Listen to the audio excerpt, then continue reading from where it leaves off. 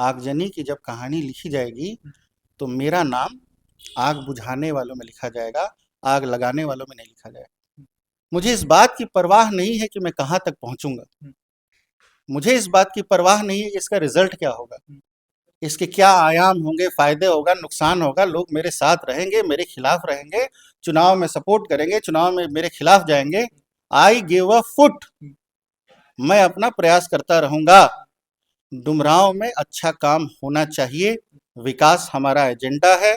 विकास के मुद्दे पर हम चुनाव जीतते आ रहे हैं पिछले 20 सालों में। एक ज़बरदस्त सरकार हम चला रहे हैं पिछले 20 सालों से, और विकास के मुद्दे पर हम अड़े रहेंगे। हम कहाँ तक पहुँचते हैं, परिणाम क्या होता है, वो हमारे हाथ में नहीं है। आप गीता का किसी से भी सबसे महत्वपूर्ण सार पूछ लें, वो आपको बता देगा कि मनुष्य का अधिकार जो होता है वो सिर्फ उसका अपने कर्तव्य पर होता है। नमस्कार, स्वागत है। आप देख रहे हैं बक्सर ऑनलाइन न्यूज और मैं हूं आपके साथ गुलशन सिंह। आज हमारे साथ विशेष बातचीत करने के लिए जुड़ चुके हैं डुमरांव विधानसभा के नवनिर्वाचित विधायक राहुल सिंह जी। पिछले दिनों आपने विभिन्न अखबारों के माध्यम से और मीडिया के माध्यम से देखा होगा कि किस तरीके से चुनाव जीतने के बाद से ही लगातार जो है जदयू के जो विधायक बने हैं राहुल सिंह जी, इनके द्वारा अपने क्षेत्र में दौरा किया गया और विकास के कई लंबे चौड़े दावे किए गए। अब उसी विकास के जो दावे हैं उस पर हम लोग चर्चा करने के लिए आज इनसे जुड़े हुए हैं और जानने की कोशिश करते हैं कि इनकी जो तेवर है, जो जीतने के अगले ही दिन से तेवर जो दिखाई दे रही थी, उस तेवर का क्या हुआ? विकास के जो ये दावे कर रहे थे उसका क्या हो रहा है? सर, आपका स्वागत है हमारे चैनल में। बहुत बहुत धन्यवाद गुलशन भाई। जिस तरीके से चुनाव का काउंटिंग हुआ और आपको जनादेश मिला, आप विधायक निर्वाचित हुए, उसके अगले ही दिन आप डुमरांव पहुंच जाते हैं और वहां पर जो विभाग के अधिकारी हैं उनके साथ आपने बातचीत किया और हल्ला हुआ कि भाई रोड में काम विधायक जी लगवा दिए, जीतने के साथ ही अभी शपथ भी नहीं लिए थे। लेकिन अभी भी जो है लोग उस सड़क में जाने से डर रहे हैं। नहीं, सड़क मोटरेबल है बिल्कुल। आप देखें इलेक्शन के समय उस सड़क का क्या हाल था। बेसिकली उस सड़क का मैं नाम बता दूं, 120 एनएच पे लेफ्ट ओवर सेक्शन है वो, एनएच का ही। पूरी एनएच तो मलियाबाग से जो आ रही है वो अच्छी बनी हुई है। माता डुमरेजनी जी का मंदिर का जो कट है जी। वहाँ तक तो अच्छी बनी हुई सड़क। हुँ। उसके बाद का लेफ्ट ओवर सेक्शन है, उस पे इलेक्शन से पहले का इन्होंने एक रिपेयर का टेंडर करा रखा था, हुँ। और ये लगातार रिपेयर के ही टेंडर कराते रहते हैं। हुँ। तो सड़क का क्या हाल था इलेक्शन में सभी जानते हैं। हुँ। तो चुनाव जीतने के बाद हम वहाँ मौके पे पहुँचे हुँ। और हमने पता कराया, टेंडर हो रखा था। हुँ। सभी जो सीनियर ऑफिसर्स थे, इसमें प्रिंसिपल सेक्रेटरी से लेके और नीचे एग्जीक्यूटिव इंजीनियर तक, ऑफिसर्स प्रिंसिपल सेक्रेटरी से लेकर नीचे एग्जीक्यूटिव इंजीनियर तक, जेई तक से बात करके, और कॉन्ट्रैक्टर महोदय जो काम छोड़कर चले गए थे हुँ। उनको वापस बुलाया गया है। सड़क मोटरेबल हो गई है। मुझे लगता है कि 80% सड़क बन के तैयार भी हो गई है, और जो काम अभी बाकी रह गया है वो मुझे लगता है 3-4 दिनों में वो पूरा हो जाएगा। लेकिन ये जो लेफ्ट ओवर सेक्शन है उसके लिए मैंने पत्राचार भी किया था, और हमारे माननीय मंत्री महोदय जो हैं उनसे हमने मुलाकात भी की थी, जी। और उन्होंने इस बात को संज्ञान में लिया है। और मेरा ये मुद्दा था कि ये जो बार बार पिछले 20 सालों से रिपेयर का टेंडर पास हो रहा है, इससे काम बनेगा नहीं।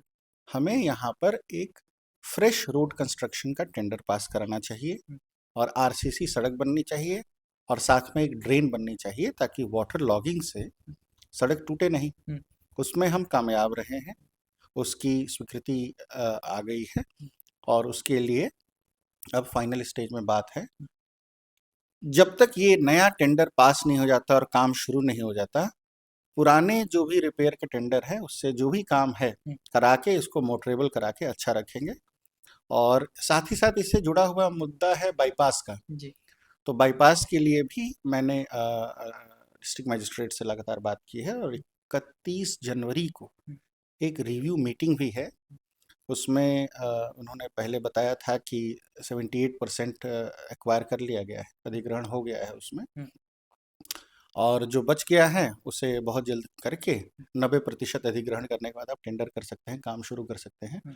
उसमें काम लग जाएगा, और मिड टर्म आते आते, ये जो 5 साल का टर्म है, टेन्योर है मेरा, मिड टर्म आते आते आपको एक बाईपास दिखेगा मतलब डुमरांव शहर में। डुमरांव के लोगों को नया बाईपास मिल बिल्कुल सकता है। बिल्कुल। आरओबी को लेकर के भी ये है कि भाई आरओबी में काम लग गया है अब, लेकिन फिर से देखा जा रहा है कि वहाँ पर इस तरह का कोई नहीं दिखाई दे रहा है। नहीं नहीं, काम लगा हुआ है। देखिए, दो आरओबी बन गए। हम्म, एक तो जो लेफ्ट ओवर सेक्शन है 120 एनएच का, वो सीधा जब जाता है हम्म, तो वहाँ पे एक रेलवे ओवरब्रिज बनना है, उसका काम लग गया है। हम्म, उसके साथ साथ ये भी मैंने इंश्योर कराया है कि आरओबी के साथ साथ दोनों तरफ 500-500 मीटर की सड़क भी अच्छी बना के दें। हम्म, उससे हमें मदद मिल जाएगी NH 120 को और बेटर करने में। हम्म, और उसके साथ ही एक और आरओबी बनने की ज़रूरत है जो बाईपास के ऊपर बनेगा, हम्म, जहाँ से बाईपास निकलेगा, रेलवे को क्रॉस करेगा। उसके लिए भी बातचीत चल रही है, पत्राचार हो रहा है। जो जिला प्रशासन है उसकी बात कर रहा है, उसको भी बनाएंगे। आरओबी के बिना तो बन ही नहीं सकता है, हम्म, और कोई दूसरा तरीका नहीं है NH तक पहुँचने का। हम्म। दोनों तीनों विषयों पर बात हो रही है, और बहुत जल्द हम अच्छी सड़क डुमरांव में देखेंगे। डुमरांव में साफ सफाई की जो समस्या है उसको लेकर के आप लगातार मुखर रहे हैं। एनजीटी के जो उल्लंघन की बात कही जा रही है कि रिहायशी इलाके में एजेंसी जो है उसके द्वारा लगातार कूड़ा का डंपिंग किया जा रहा है, तो इसको लेकर के भी आपने पिछले दिनों काफ़ी अधिकारियों के साथ मीटिंग भी की थी, लेकिन उसका जो है क्या स्थिति रहा है अभी तक, कहाँ तक आपका जो है कार्य और ये पहुँचा है? देखिए, जो म्युनिसिपैलिटी का काम होता है वो किसी भी टाउन के लिए या सिटी के लिए सबसे ज़रूरी काम होता है। एक तरह से कहें कि उस शहर की लाइफलाइन होती है म्युनिसिपैलिटी। म्युनिसिपैलिटी में बहुत ही इरेगुलरिटीज़ देखी गई, उसको हमने हाईलाइट किया है, और ऑफिसर्स ने उसको अप्रिशिएट भी किया है, और जो नेसेसरी काम है उसको करने के लिए उन्होंने आश्वासन दिया है। मैं लगातार उनसे टच में हूँ। देखिए, मैं आपको बता दूँ, कभी भी हम जब टेंडर करते हैं तो टेंडर का एक एजेंडा होता है।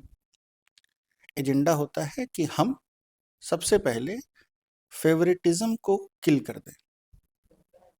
अपने किसी पसंदीदा व्यक्ति को टेंडर ना मिले, ये उसका पहला टॉप एजेंडा होता है। हम्म, ओपन टेंडर होना चाहिए, ओपन फॉर ऑल होना चाहिए, सभी लोग उसमें आए, ज्वाइन करें। लेकिन जब आप इस पूरी प्रक्रिया को हाईजैक कर लेंगे और कुछ चुनिंदा लोगों को ही आप टेंडर में सहूलियत देंगे और वही लोग घुमा फिरा के काम करते रहेंगे, तो इससे तो नुकसान होगा। तो आपको लगता है क्या कि डुमरांव में इस तरह के चुनिंदे लोगों को जो है टेंडर दिया गया है लगातार पिछले कई सालों से? दो तरह के टेंडर बिल्कुल ही चुनिंदा लोगों को दिए गए। हम्म, पहला है सॉलिड वेस्ट मैनेजमेंट के डिस्पोजल का टेंडर, जिससे अगर साधारण भाषा में कहें तो कूड़ा उठाने वाली कंपनी जिसे लोग समझते हैं, आम हम्म, जनमानस जो समझता है। अब आप देखें कि 100% का इजाफा हुआ है। जो कंपनी 2024 में मई अप्रैल में कूड़ा उठाने का काम डुमरांव में 46 लाख रुपए में कर रही थी, वही मई में नए टेंडर में सेम कंपनी घुमा फिरा के वही लोग हैं, हम्म, उसी काम को 96 लाख रुपए में कर रहे हैं। तो डायरेक्ट वायलेशन है। उसके बाद ये ही कंपनी सॉलिड वेस्ट मैनेजमेंट के डिस्पोजल में एनजीटी के गाइडलाइंस की धज्जियां उड़ा रही है। एक तरफ हम नदियों को पुनर्जीवित करने की बात कर रहे हैं, उनके जीर्णोद्धार की बात कर रहे हैं, उनके घाटों की सफाई की बात कर रहे हैं, दूसरी तरफ ये कंपनियां जाकर काव नदी में कूड़ा डंप कर रही हैं। पूरी की पूरी नदी को इन्होंने खत्म कर दिया। अब क्या करेंगे कुछ दिनों के बाद कि एक नया टेंडर पास करेंगे इस नदी को साफ करने के लिए।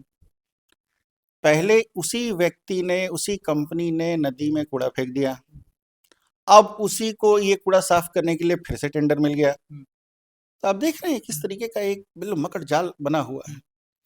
इससे हमें निकलने की जरूरत है। लगता है कि आप इसमें सफल हो पाएंगे? हाँ बिल्कुल, एनजीटी के गाइडलाइंस का वॉयलेशन है, सरकार का, शासन का आदेश है हम्म, कि टेंडर नहीं करना था, उसके बावजूद टेंडर हुआ है।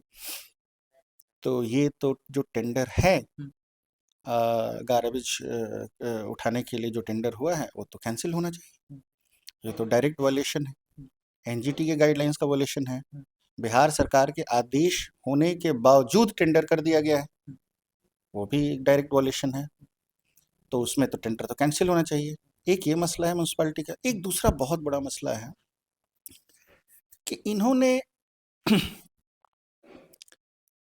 सिस्टम को बाईपास करके 15-15 लाख रुपए के छोटे-छोटे कामों, बड़े कामों को छोटे-छोटे पार्ट्स में बाँट के विभागीय काम जिसे कहते हैं, टेबल टेंडर जिसे कहते हैं, मुझे लगता है 100 करोड़ रुपए का काम किया। 100 करोड़ पिछले 5 साल का आप इतिहास उठा के देख लें, 100 करोड़ रुपए का काम हुआ है और 2-4 लोग ही हैं जो इस काम को कर रहे हैं। अब हम लोग जिम्मेदार पद पे हैं तो इस तरह से किसी का नाम नहीं लेना चाहिए, बट वो तथ्य जब सामने आएंगे तो लोगों के नाम भी आ जाएंगे। वो 2-4 लोग ही हैं जो घुमा फिरा के सारा का सारा कॉन्ट्रैक्ट उठा रहे हैं। सड़क एक तरफ से बन रही है और पीछे से टूटती भी आ रही है। इतना खराब काम किया गया है। जब आप तोड़ तोड़ के किसी प्रोजेक्ट को करेंगे, लोकल फेवरेटिज्म के तहत किसी एक आदमी को ही कर देंगे, तो काम की क्वालिटी तो सफ़र करेगी। तो काम की क्वालिटी पे तो ध्यान देना पड़ेगा। उसके लिए भी हमने सीनियर ऑफिसर्स को कहा है, डिस्ट्रिक्ट मजिस्ट्रेट को कहा है, दिशा की मीटिंग में ये पॉइंट्स उठाए हैं। पत्राचार के माध्यम से हमने कहा है कि भाई ऐसा है कि आप पिछले 3 सालों में ये बताएं कि किस कॉन्ट्रैक्टर को कितना टेबल टेंडर दिया गया। साधारण सा डेटा है, तो ऑफिस में डेटा होता है, कोई बता देगा। आप ये डेटा हमें पब्लिक प्लेटफॉर्म पर रखते हैं। पहली बात, जितनी सड़कें बनी हैं पिछले 3 महीने का ही डेटा ले लें, 5 महीने का डेटा ले लें, 6 महीने का डेटा ले लें। 6 महीने में जितनी सड़कें बनी हैं 15 लाख से नीचे के टेबल टेंडर करके, उसकी क्वालिटी चेक कर लें। लेकिन जनता में ये भी बात चर्चा में है कि जो लोग भी, जिनका आप बता रहे हैं कि 2-4 लोग हैं इस तरीके से जो 100 करोड़ से अधिक के काम करा चुके हैं, तो लोग ये भी मानते हैं कि विधायक जी के बोलने से क्या हो जाएगा। जो लोग इस तरीके के कार्य लंबे समय से करते आ रहे हैं, तो सिस्टम में हैं और सिस्टम के अन्य जो अधिकारी हैं या जो जनप्रतिनिधि हैं, वो सभी लोग सिस्टम में बंधे हुए हैं। तो कैसे एक विधायक जो है इन सभी चीज़ों को सुधार सकता है? ऐसा है कि विधायक जी भी कुछ दिन चिल्लाएँगे, उसके बाद वो भी शांत हो जाएँगे। देखिए, मैं आपको एक बात बताता हूँ। एक जंगल में आग लगी थी। हुँ। जंगल में आग लगी थी और सभी बड़े-बड़े जानवर आग को बुझाने का प्रयास कर रहे थे। एक चिड़िया थी, अपनी चोंच में पानी भर के, और वो भी प्रयास कर रही थी आग बुझाने का। तो आप ही के जैसे किसी जानकार पत्रकार ने उससे पूछा, क्या इधर आओ, ये तुम्हारे बस का है ये आग बुझाना? तो चिड़िया ने कहा कि जब इस आग की कहानी लिखी जाएगी, आगजनी की जब कहानी लिखी जाएगी, तो मेरा नाम आग बुझाने वालों में लिखा जाएगा, आग लगाने वालों में नहीं लिखा जाएगा। मुझे इस बात की परवाह नहीं है कि मैं कहाँ तक पहुंचूंगा। मुझे इस बात की परवाह नहीं है कि इसका रिजल्ट क्या होगा, इसके क्या आयाम होंगे, फायदे होगा, नुकसान होगा, लोग मेरे साथ रहेंगे, मेरे खिलाफ रहेंगे, चुनाव में सपोर्ट करेंगे, चुनाव में मेरे खिलाफ जाएंगे। I give a foot. मैं अपना प्रयास करता रहूंगा। डुमरांव में अच्छा काम होना चाहिए। विकास हमारा एजेंडा है। विकास के मुद्दे पर हम चुनाव जीतते आ रहे हैं पिछले 20 सालों में। एक जबरदस्त सरकार हम चला रहे हैं पिछले 20 सालों से, और विकास के मुद्दे पर हम अड़े रहेंगे। हम कहाँ तक पहुँचते हैं, परिणाम क्या होता है, वो हमारे हाथ में नहीं है। आप गीता का किसी से भी सबसे महत्वपूर्ण सार पूछ लें, वो आपको बता देगा कि मनुष्य का अधिकार जो होता है वो सिर्फ उसका अपने कर्तव्य पर होता है, फल पर नहीं होता है। हमें परवाह ही नहीं है, हम अच्छा काम करके देंगे और देखें कौन टिकता है आगे। अच्छा, दूसरी बात है कि सबसे महत्वपूर्ण मुद्दा है, समस्या कह लीजिए, जो अनुमंडल अस्पताल है आपके विधानसभा का, डुमरांव का, जो कि मतलब ऐसे तो स्वास्थ्य उपकेंद्र सभी प्रखंडों में है, पंचायतों में है, लेकिन वहाँ पर हमेशा से जो गरीब लोग हैं, जो प्राइवेट में अपना इलाज नहीं करा पाते हैं, तो वहाँ पर जाते हैं, लेकिन वहाँ पर न तो नर्स रहते हैं, न दवा रहता है, न डॉक्टर रहते हैं। तो फिर वो लोग अनुमंडल अस्पताल आते हैं। अनुमंडल अस्पताल में स्थिति ये है कि वहाँ पर करोड़ों रुपए के जो मशीनें लगाए गए हैं, वहाँ उसको संचालित करने वाले वहाँ पर चिकित्सा कर्मी नहीं हैं। डॉक्टरों की कमी से वो अनुमंडल अस्पताल जूझ रहा है। तो स्वास्थ्य की जो समस्या है, वो सीधे तौर पर जो निचले तबके के लोग हैं, उनके साथ और बड़े लोगों के साथ भी है। तो इसको लेकर के आपकी क्या योजना है? देखिए, पहले तो ये जो आपने एक जनरलिस्टिक क्वेश्चन पूछा है ना, उसका मैं आपको जवाब दे दूं। हमें कभी भी मायोपिक नहीं होना चाहिए, शॉर्ट साइटेड नहीं होना चाहिए। हमें रेफरेंस पॉइंट्स बनाने ही पड़ेंगे इतिहास में कि हम कहाँ थे और अभी कहाँ खड़े हैं। तो निश्चित तौर पे पूरे बिहार में और बक्सर ज़िले में भी और डुमरांव में भी स्वास्थ्य की सुविधाओं में सुधार हुआ है। पिछले 20 सालों का अगर आप डेटा लें हुँ। तो आप मैटरनल मोर्टालिटी रेट ले लें, इन्फैंट मोर्टालिटी रेट ले लें, ठीक है? किसी भी आप आयाम को देख लें हेल्थ के, उसमें सुधार हुआ है। लेकिन मैं ये भी दावा नहीं करूँगा कि हमने एक परफेक्ट इक्विलिब्रियम को अचीव कर लिया। हुँ। कुछ कमियाँ हैं, अनुमंडल अस्पताल में भी कुछ कमियाँ हैं, हुँ। उसको दुरुस्त करेंगे। हुँ। उस पे मेरी बात हो रही है और मैं उसका विज़िट भी करूँगा और वहाँ पे देखकर, और जो भी समस्याएँ हैं, अगर वो पॉलिसी के लेवल पे है, जैसे कि स्टाफ की शॉर्टेज, हुँ। ये एक मैटर है जो अनुमंडल के स्तर पर कोई हैंडल नहीं कर सकता। हुँ। ये तो सरकार के स्तर पर हैंडल होना है, तो हम ऑनरेबल मिनिस्टर को इसके बारे में बताएंगे।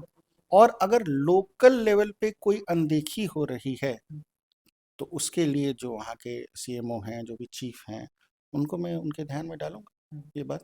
भाई हमारा विधायक होने के नाते ये दायित्व बनता है कि हम विसल ब्लोअर का काम करें, ठीक है? हम विधान पालिका के सदस्य हैं। हाँ, क्षेत्र में होने के नाते हमारा ये दायित्व है कि हम हमेशा एक विसल ब्लोअर का काम करें, लोगों को बताएं, आगाह करें, सरकार को बताएं, डीएम को बताएं, एसपी को बताएं, सीएमओ को बताएं, हेल्थ मिनिस्टर को बताएं कि भाई हमारे यहाँ ये दिक्कतें आ रही हैं, इसको आप नोटिस में लीजिए और इस पर कार्य कीजिए।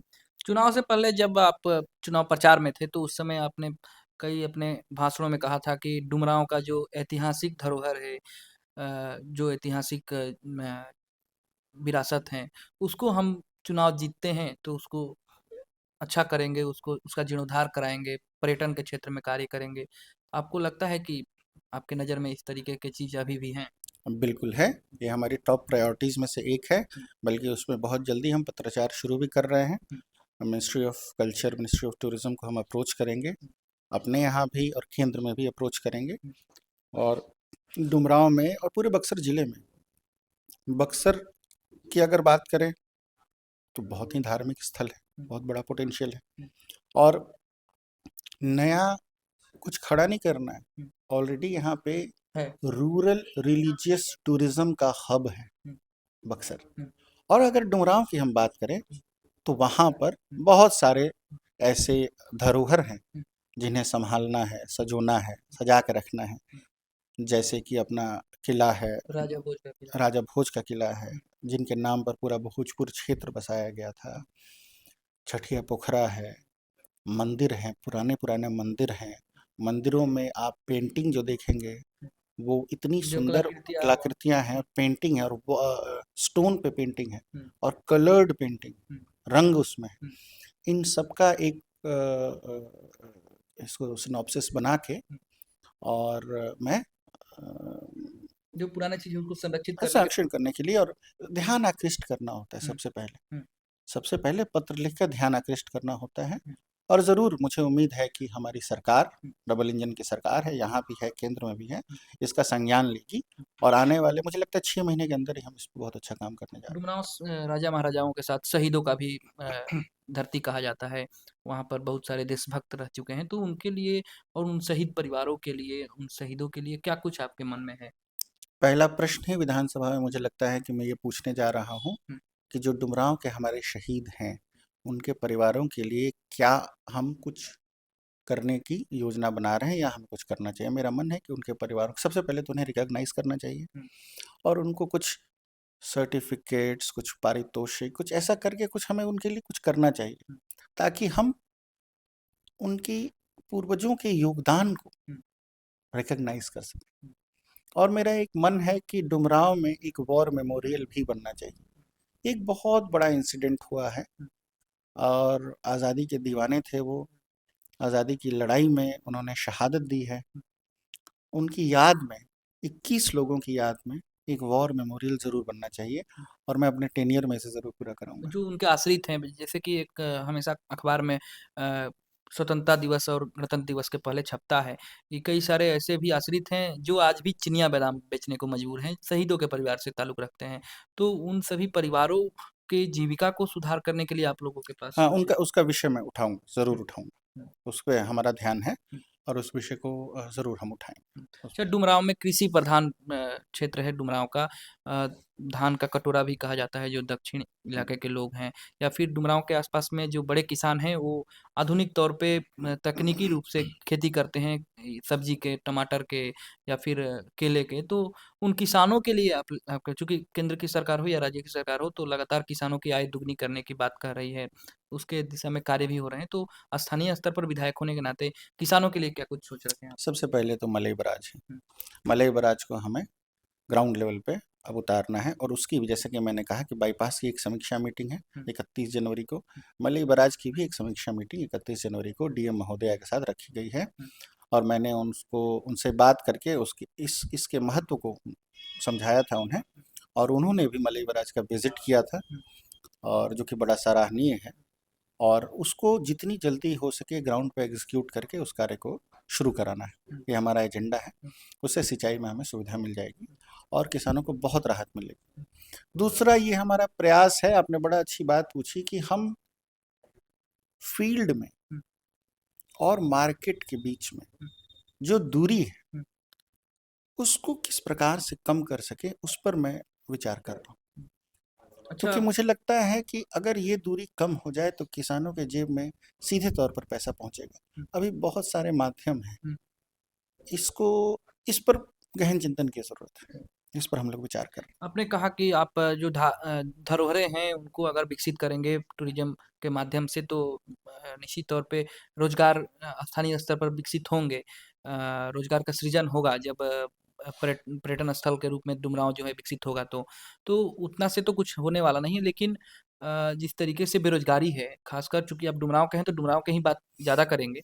तो डुमरांव में कंपनियाँ आई हैं या फिर बाहरी कंपनियाँ आ रही हैं, तो वहाँ पर देखा जा रहा है कि स्थानीय जो बेरोज़गार युवा हैं, उनको उतना वैल्यू ना दे कर के और ज़्यादा से ज़्यादा जो है बाहर के जो युवा हैं, जो बाहर के बेरोज़गार हैं, उनको वहाँ पर बुला कर के नौकरियाँ दी जा रही है। तो इसके लिए विधायक होने के नाते चूँकि आपसे जो युवा हैं आपके साथ बड़ी संख्या में थे चुनाव के दरमियान, तो उनका भी सवाल है कि विधायक जी हम लोगों के हित में क्या करने वाले हैं? चूँकि सबको रोज़गार तो मिल नहीं सकता है, लेकिन आपका प्रयास क्या रहने वाला है? चूँकि कंपनी है नवानगर में कोका कोला का, पेप्सी का, इथेनॉल का, तो उन कंपनियों में आपके तरफ से डुमरांव के युवाओं के लिए क्या है? डुमरांव के युवाओं को नौकरी मिलनी चाहिए। ये बात जितनी 3 कंपनियां हैं उन सभी के जो ऑफिसर्स हैं और ओनर्स भी हैं, मैंने तो ओनर से भी बात हुई है, उन सबको इस बारे में फ्लैग कर दिया गया है, उनको बताया गया और उन्होंने अग्री किया है और इन्होंने हायरिंग उसी बेसिस पे शुरू कर दी है कि सबसे पहले जिला के लोगों को, डुमरांव ही नहीं बक्सर जिला के लोगों को प्राथमिकता दी जाएगी। और ये जो बाहरी वाला प्रश्न है तो बाहरी तो नहीं, हाँ दूसरे ज़िले के लोगों को भी नौकरी दी जा रही है, बट पहली प्राथमिकता यहाँ के स्थानीय लोगों को दी जा रही है। ये शुरू हो गया है, ये मेरी बात हो गई है और इस पर उन्होंने भी सहमति जताई है। सभी ओनर्स ने, जो भी इंडस्ट्रीज़ यहाँ लगी, सबसे मैंने इंडिविजुअली बात की है और सभी ने इस बात पर सहमति जताई है कि सबसे पहली प्राथमिकता यहाँ के स्थानीय युवाओं को दी जाएगी रोजगार में। बिल्कुल, आप अपना कीमती समय दिए इसके लिए बहुत-बहुत धन्यवाद। धन्यवाद गुलशन। जी, तो आपने सुना किस तरीके से डुमरांव के विधायक राहुल सिंह ने सभी प्रश्नों का बेबाकी से जवाब दिया और इन्होंने कहा कि किस तरीके से ये सोच रखते हैं जो चुनाव से पहले इन्होंने वादा किया था जनता से और जनता ने भी अपना जनादेश देकर के इनको सदन तक भेजने का कार्य किया है। तो उस पर निश्चित तौर पर ये खरा उतरने का पूरा प्रयास करेंगे। इनका फ़ोकस इस बार जो है डुमरांव के युवाओं के रोज़गार पर रहेगा, साथ ही जो किसान हैं उनकी आय किस तरीके से दोगुनी हो और डुमरांव किस तरीके से विकसित हो, किस तरीके से डुमरांव में सड़कों का जाल बिछे, इस पर ये पूरा फ़ोकस जो है कर रहे हैं और इस पर कार्य इस दिशा में कार्य भी शुरू कर दिया गया है। बने रहिए हमारे साथ, फिर मिलेंगे। धन्यवाद।